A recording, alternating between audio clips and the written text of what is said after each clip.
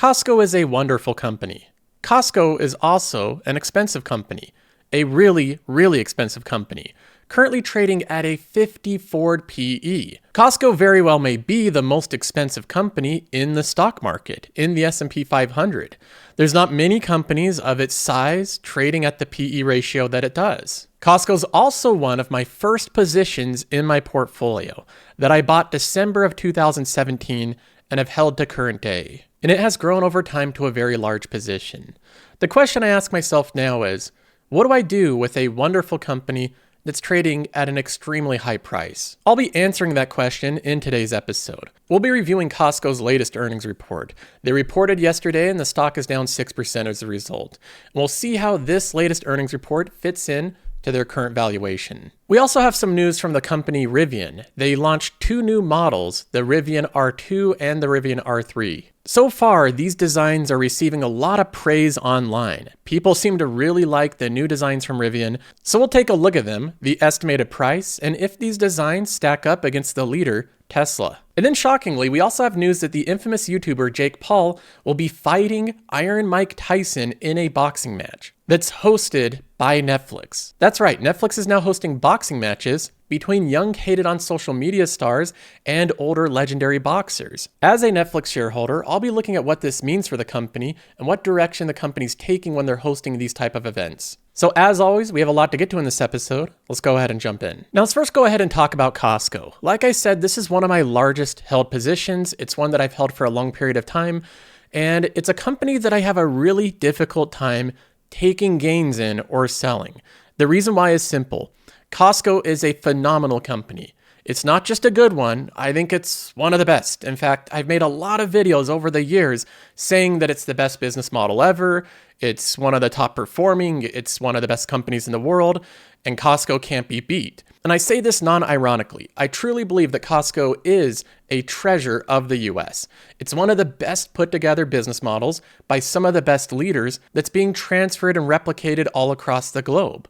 And I see Costco continue to take gain from other retailers with inferior business models. Costco is able to accomplish this by their incredible execution over a long period of time. They continue to do their same business model over and over again. So I know this is a great company. That's why I hold on to it as a top position. That's why I own it in the first place. And I also know that we're headed into earnings with a very high valuation. So I'm not exactly surprised by the 6% sell-off, but I want to take a look at what's going on with the company before I make any judgments of whether I should take gains or sell or continue to hold. So let's first go ahead and take a look at this most recent quarter and see what really happened. The first thing I'll say about Costco earnings reports is they are about as bare bone and dry as it gets. There's not even commentary from anyone, any of the executives on the earnings reports itself. They basically just say the numbers, that the company increased its net income by 5.7%, sales grew year over year. They have some adjusted numbers here that they give where it shows a little bit of growth in every major territory. We have a standout area where they grew in e-commerce as well. So overall, we know that the company's growing. That's a good thing, but we don't get a lot of insight into how the business is actually ran from the earnings report. If I want to give context to these numbers, I can look at insights and see them visualized. Here's what the revenue looks like over time. The revenue has slowed down a little bit year over year as inflation has come down. Costco has said that inflation at their stores was only 1% year over year. So there's almost no inflation. And in fact, they lowered the prices of a lot of their goods because when inflation comes back down, Costco does something different than most companies. As prices of items come down, they actually lower the prices for their customers. And they note that in their earnings call.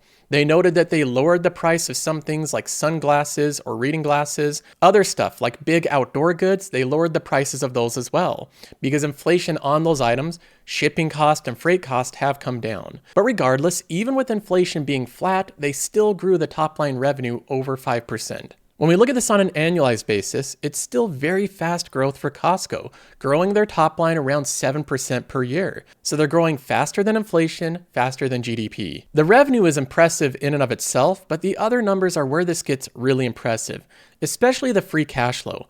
Costco produced almost $7 billion worth of free cash flow last year. Now, this doesn't seem like much compared to the market cap, So the company does trade at a very high valuation relative to the amount of free cash flow it produces.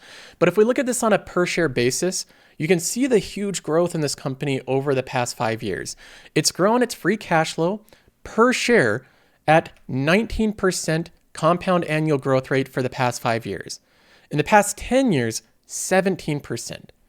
To give this some context, the market, the S&P 500, grows the free cash flow per share around 8 to 9%. So this is roughly doubling the rate of growth from the market. So even though Costco trades roughly double the price of the market, it's growing around double as fast. Costco's not a simple retailer. They don't have the business model of nearly every retailer that exists. They are a subscription company. They call it memberships, but they're subscribers. Costco's, again, one of these unique companies where they don't give you a lot of detail into what's going on in the business in the earnings report. To get real detail into what's going on, you have to listen to the earnings call. That's where they go over everything. If you don't listen to it, you have to read it. In Qualtrim, we just built a new feature for this exact thing. It's an earnings transcript page where you can type in any company like Costco, and in 1 second, you can bring up their most recent earnings report. Once you select what quarter you want to view, which we have the latest one here, March 7th, 2024, it brings up all the people talking on the call, and they're color coded. You can actually filter by different people. For example, if we just want to see Simon, we can see him here. If we just want to see the CEO of the company, we can see him here. Or we can filter by all users. This makes it incredibly easy to dive into the earnings reports, where you get a lot more detail into what's going on. When I was reading through Costco's report, by far the most important part was from Richard Galanti, who is the CFO of the company. So he's the chief financial officer, but he basically gives a rundown of how everything's going in the business. And here we get all the details of what's happening year over year and in this quarter. When I look at the report, they note a lot of positive developments for the company. E-commerce is growing quickly. Same-store sales are growing. People are spending more time in Costco warehouses than last year. So there's more visitors, more sales, and more time spent in the warehouse. They say, quote, e-commerce was an 18.4% reported. Their e-commerce grew 18.4%, which is very strong numbers. In terms of second quarter comp sales and metrics, our traffic and shopping frequency increased by 5.3% worldwide and 4.3% in US foreign. Our average transaction or ticket was up 0.3% worldwide. So e-commerce is growing like crazy. Same-store sales are increasing.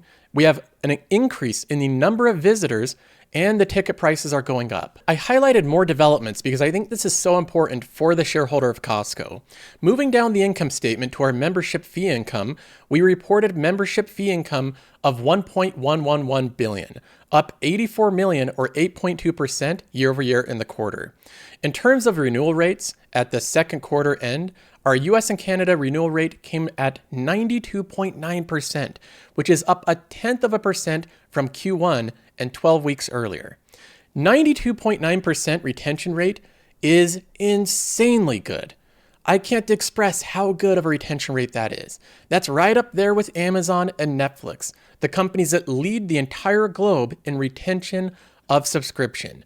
Costco is right there with them. They say that the worldwide rate came in at 90.5%, so it's a bit lower, but they have an explanation of why that's lower. And most of it has to do with new store openings, which have lower retention the first year they open.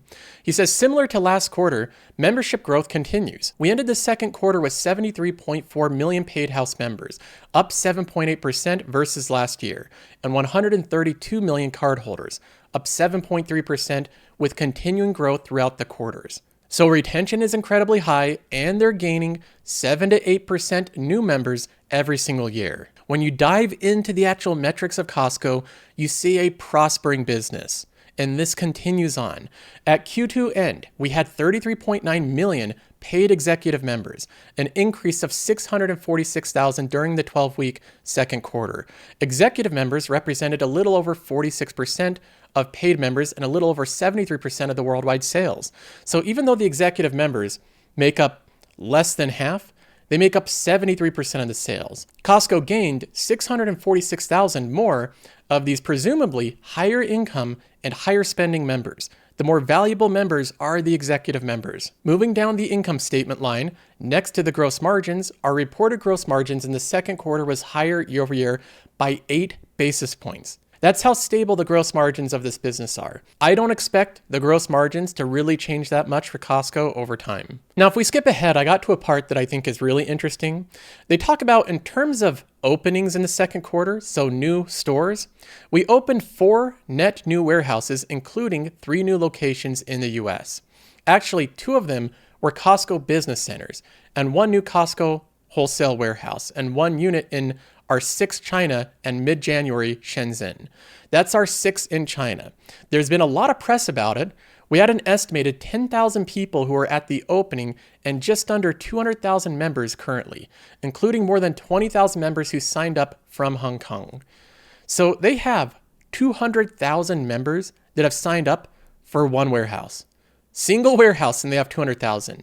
On average, they have around 70,000 per warehouse. So this one is an outlier because there's an incredible amount of demand in this area. They note that one of the most shockingly strong parts of the business was the e-commerce. E-com showed strength in several areas, led by sales of gold and very recently silver, as well as appliances, were very, very strong, as well as gift cards and e-tickets. They say as well as Costco Logistics enjoyed record-breaking deliveries.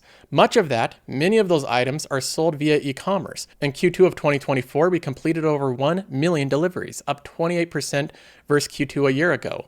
In terms of e-commerce sales over the past few months, we believe we've done a much better job explaining to our members the significant value proposition we offer compared to traditional competitors in several big ticket categories. Costco bought their own logistics company, so they have it in-house, they own it outright, and that's made them so that they can now deliver these huge items, refrigerators, furniture, at a much cheaper price than many of the other competitors. This is an area where I believe they can compete even with Amazon. Under the Why We Buy at Costco banner, the price you see is the price you pay banner. We share with our customers, which includes the price of appliance, tires, television, computers, and mattresses. You can see these online at our website at Why Buy at Costco. Just to give you an example, if you take a 4 set of high-end tires compared to traditional retailers, we include, of course, installation, rotation, balancing, and a 5-year road hazard warranty.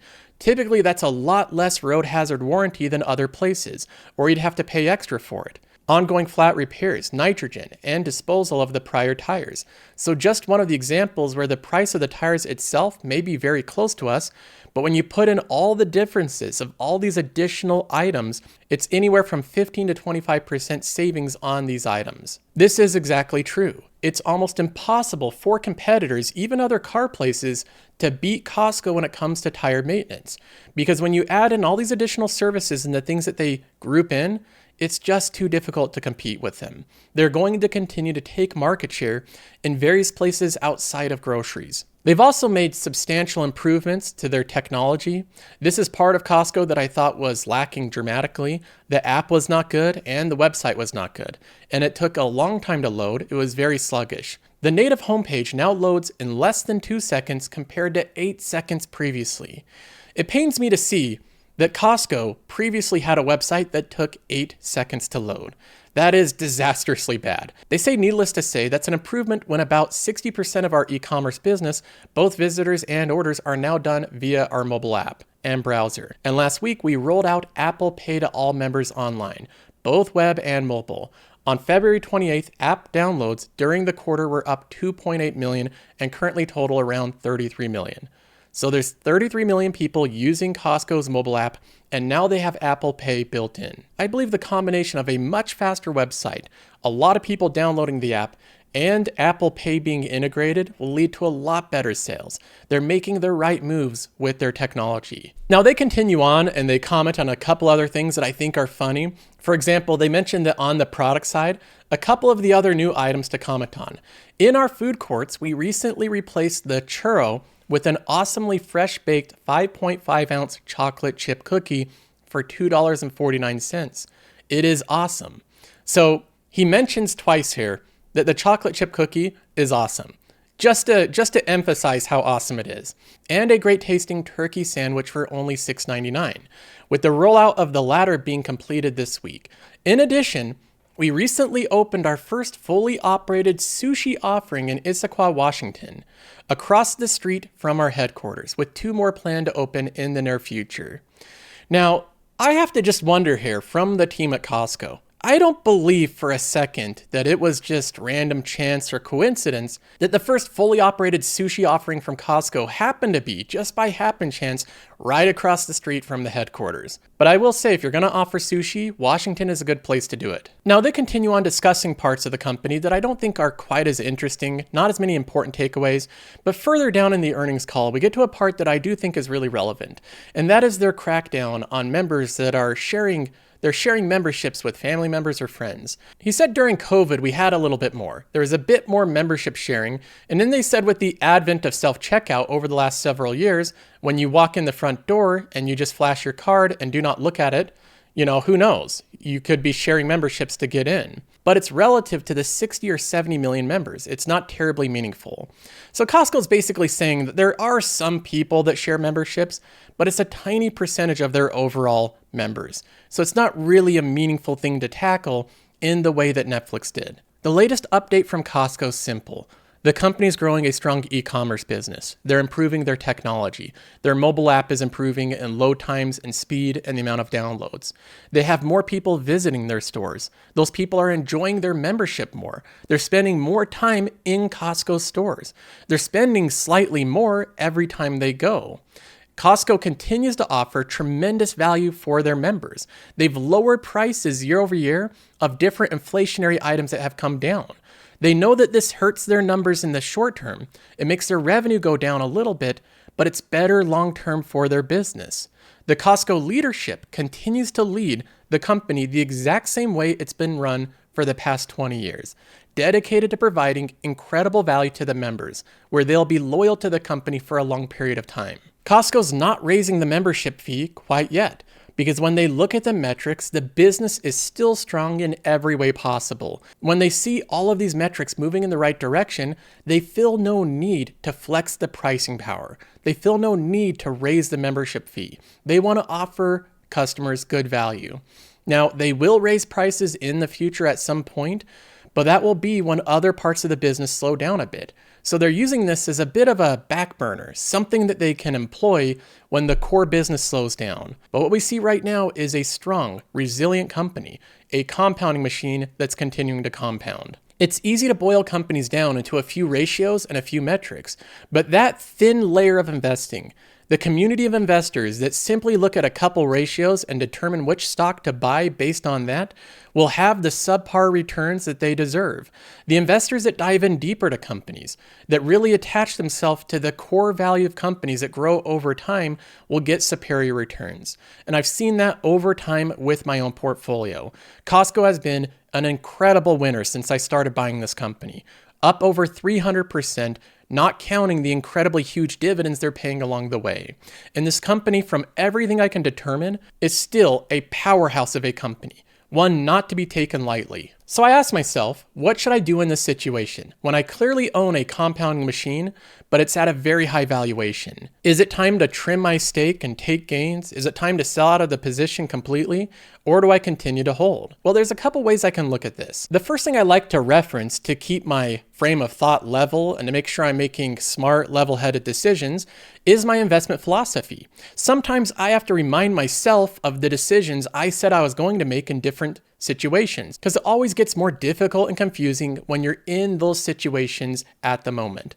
My investing philosophy is not complex. It's only 8 pages long. You can download this entire PDF for free. It's in the pinned comment below.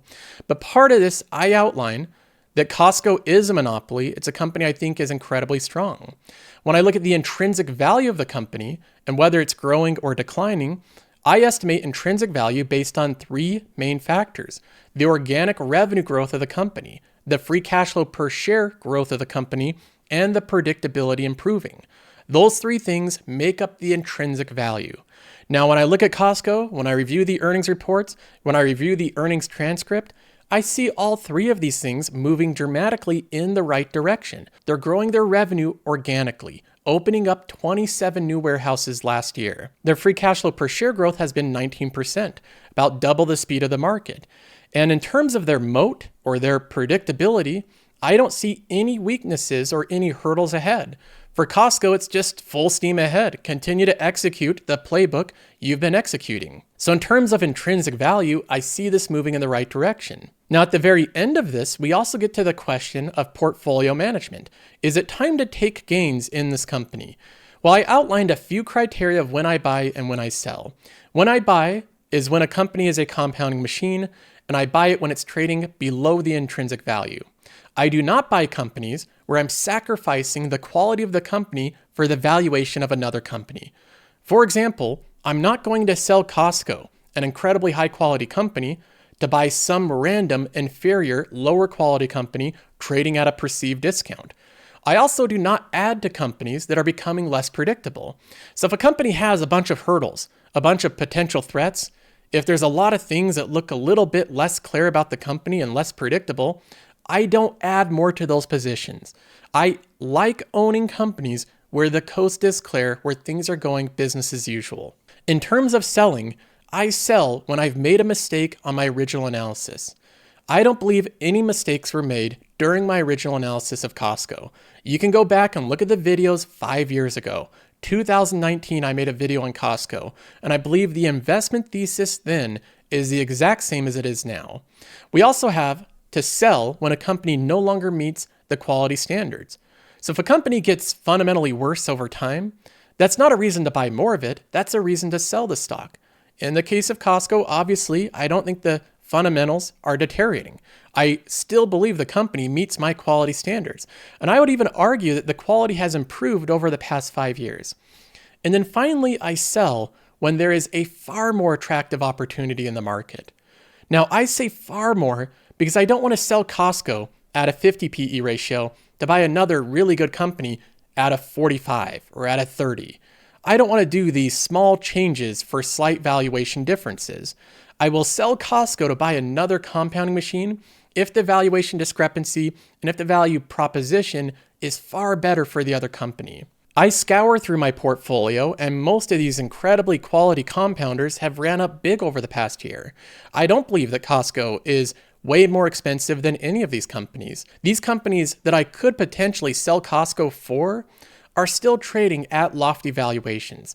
Most of these companies are trading within the top valuation percentile that they have over the past 10 years. So I just don't see a far more attractive opportunity where I want to sell out of Costco and buy this other thing. Most of the other things I think of that I could potentially buy are also relatively expensive. Another thing I consider when I look at this is that I'm in the green by a substantial amount on this company. If I did sell it, I would incur capital gains tax as well as my state tax, which would be around 20% of my sale. So I'd have to give up some of it to taxes. And if we look at Costco and the max drawdown it has, the type of dips this company will potentially have in the future, you can see that the majority of dips are around 5 to 10%.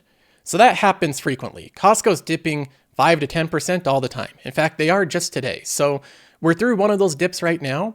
But to get in the range where it dips 15%, well, that happens like once every 2 years. Around once every 2 years, it dips around 15%. So I could try to sell now, incur a 20% tax, and then wait 2 years to get a dip of 15% and buy back in. But after taxes, the inefficiency of trading like that actually doesn't help me out. I'm still not doing well in that trade. What I'd have to do is I'd have to sell now and buy Costco when it's at least 30% cheaper. And the only time that Costco has dipped 30% from its all-time highs was during COVID in 2022. During COVID, it dipped by 34%, which was still less than the rest of the market, but I would have had to wait until that entire dip played out, purchase the company at the very bottom. That seems unrealistic to me. In most cases, Costco has proven that it doesn't dip that much or that frequent, and you should buy the company when it does dip. That's what I've been doing over the past 5 years. So you can see through these illustrations why I'm so reluctant to give up my shares. Every way I try to think through it, every mathematical way, just keeps me very resistant to selling out of this company. Maybe this will be the exception. Maybe Costco will drop 40, 50%, but I think that that's unlikely. So I'm not suggesting that Costco's a good buy. I'm certainly not buying it right now, But as far as I'm concerned, I'm just going to let this compounding machine compound, because I still believe 10 years out, this company will be a lot bigger than it is today. Now, next we have news of a company that I don't cover that often. I view it as a very kind of speculative, difficult bet. It's a company that's trying to compete with Tesla, which is Rivian Automotive. The stock was up around 15% over the past week. It's still down 39% year to date, so this is a struggling company. Very difficult feat to compete in cars, especially with the leader Tesla. So Rivian has not been a good bet over the past couple of years. In fact, it's been a very volatile stock. But there's still a group of core believers in this company that it can turn a profit, it can become a viable company, and maybe grow over time to become a real competitor in the EV space. They recently just released a couple new designs of vehicles that I actually thought were decent. The first one is a Rivian R2, which is basically like taking their truck and now making an SUV version of it. But they did this in a really good way. It just looks good. I've always thought that Tesla has had by far the best looking EVs, and there hasn't really been a close competitor in the EV space in terms of design. And Rivian has made what I believe is, it's different than Tesla. It's not the same design, but it's really good looking. I think that this is actually a viable competitor in terms of design and looks with Tesla. And I think it's good for the entire EV space to have another vehicle that has a very attractive design that's also going to be priced, presumably, below $45,000. The tech reviewer Marquez recently just did a video highlighting some of the stuff in it. One of the things I like is they have a steering wheel that has actually tactile rolling selection, so you can actually feel what you're selecting. That's a pretty cool feature. So they're doing some new innovative stuff like that, as well as you can see the big displays there. It's a pretty nice interior. Most people like the R2. One of the vehicles that I actually personally loved is the R3. It is a hatchback design. It's a smaller crossover, so it's a little bit more compact. It's not going to be as popular of a vehicle, but I love the look of the back. It looks a bit retro, has the big bar there. I think it's a cool looking vehicle. As much as I like the design of these vehicles, I still think that if you look at the auto industry, including EVs, it's so difficult. It's so difficult for these companies to make money on a reliable and consistent basis. They have so many difficult variables, not just counting their enormous capex in manufacturing, which Elon Musk has said is a terribly difficult thing to do. So even though I like the designs, you're not going to see me investing in Rivian stock anytime soon. Now we have a piece of news that genuinely caught me off guard. I didn't see this one on the radar. You have the infamous, highly disliked, I'd say, almost hated on, Jake Paul. He's the bad boy of the internet, the one that everybody loves to hate. And there was a fight announced, a boxing match between Jake Paul and Iron Mike Tyson, arguably the best, if not one of the best, boxers to ever live. He's right up there with the top three, right? He's just one of the best legendary boxers ever. So seeing these two together, this juxtaposition is just a little bit bizarre. And then seeing that this is not going to be some random pay-per-view event, but it's going to be hosted for all members live on Netflix. Well, that caught my attention as well, because I own a lot of Netflix stock. Now, I have a lot of predictions on this event on how it impacts Netflix and this fight. The first prediction I have is a very simple one. This is going to be dramatic. We already see a taste of the promo reel and how this is being marketed. Oh, you're mad at me for fighting Mike Tyson? Imagine this. Jake, we got the biggest deal ever. You versus Mike Tyson, live on Netflix. You're gonna entertain millions of people and make an unbelievable amount of money. What do you think? Nah. Exactly. That's what I thought. July 20th. Be there. Good boy. Oh man, I can't wait for the night of the 20th. I'm gonna make you my girlfriend. I'm gonna make Mike my girlfriend. I'm gonna make sure you kiss me good with those big lips. You take into the ring a lot of rage. But you've also never been punched by the most dangerous man in history. Does it pose any problem to you? It's a fight. Whatever happens, happens. You're no good for boxing. I'll be watching on Netflix. I'm here, you're gonna see. Yeah, you will be watching. Everyone's gonna be watching. No shit. I'm just so glad to have the honor to step in the ring with one of the most brutal, most vicious, and most ruthless champions there's ever been. His My style style is impetuous. My defense is impregnable. He wants to rip your heart I out. want to eat his children. But on July 20th, I promise you, I'll come out victorious. Go off. Can't let 2 minutes in my world, bitch. Why do you have to talk like that? Well, I'm talking to you the way I want to talk to you. You don't like it, turn off your station. They have a whole montage here of him just explaining to people that he's going to be fighting Mike Tyson. Yeah. Looks like he's training. Like he's like. He is. He's training for? Dude, is this real?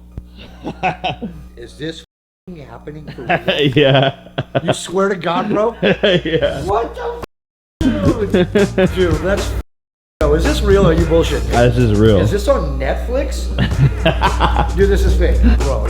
Almost as surprising as him fighting Mike Tyson, it's being broadcasted on Netflix. There's going to be a lot more promo on this fight, but they have been teasing it for a while. I guess Mike Tyson apparently has been talking about this fight for months now.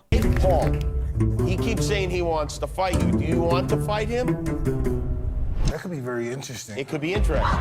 Mike Tyson says, let's do this. Are you down? 100%. Tyson versus Jake Paul would be the best fight. How would you feel if you stepped into the ring with Iron Mike? I would beat him. Could you him up? Easy. You versus Jake Paul, like this young YouTuber takes on one of the greatest heavyweight champions that's ever lived. I'm the best ever. That fight would be gigantic.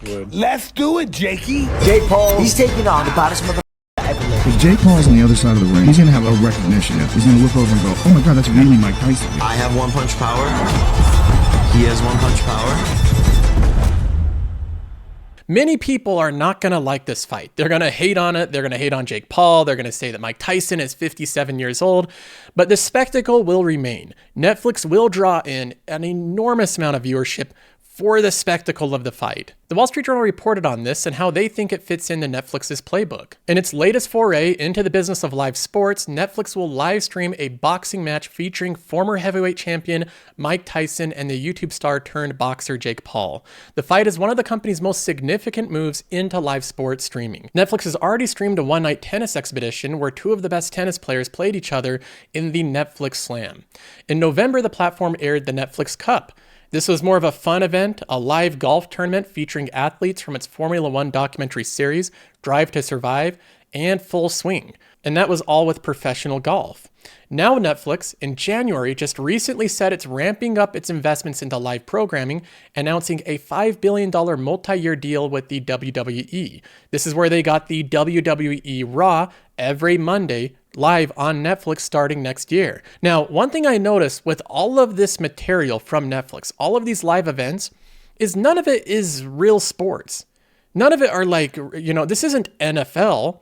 They're not buying the NFL rights or college basketball. They're not buying the expensive, proven sports business rights. Netflix co-executive Ted Sarandos said the deal was in line with the company's focus on sports entertainment content. And that is exactly what Netflix has been doing. Anything that fits in this bucket of not really being a sport, but just being in the drama of sports is what they want to own.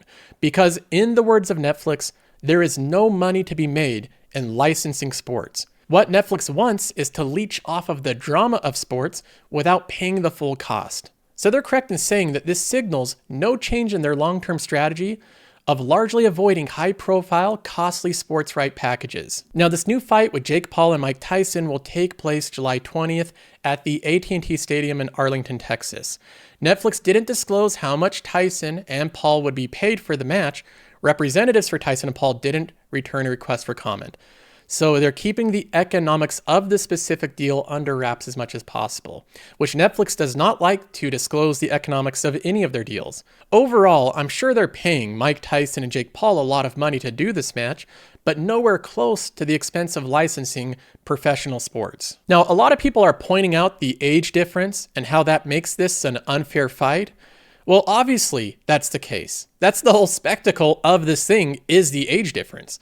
If Mike Tyson was fighting Jake Paul at the same age, if you could rewind time and have Mike Tyson go from 57 years old to 27 years old, he would kill Jake Paul. He might end his life in the ring.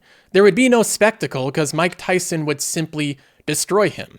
But even at age 58, that's going to be how old he is when he fights this match, there's still a chance he could win because of how good Mike Tyson is.